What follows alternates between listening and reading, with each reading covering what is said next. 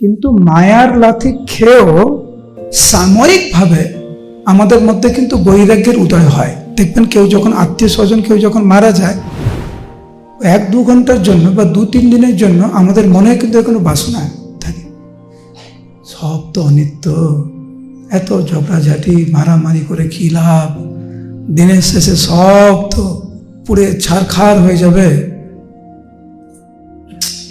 কালকের থেকে আমি 64 মালা জপ করব, কালকের থেকে আমি 2টোর সময় ঘুম থেকে উঠবো, ভালো ভক্ত হবো, সবই তো অনিত্য, এইটাই থাকবে আমাদের সাথে। এরকম 2-3 দিন চিন্তা করে আবার যেই কে সেই। কিন্তু প্রকৃতির যে ভয়ঙ্কর রূপ, এটা যতক্ষণ না পর্যন্ত আমরা প্রকৃত রূপে আমরা উপলব্ধি করছি, ততক্ষণ পর্যন্ত কিন্তু মায়ার প্রতি আমাদের টান থাকবে এবং কোনো মতেই শ্রবণ কীর্তনের দিকে আমাদের মন থাকবে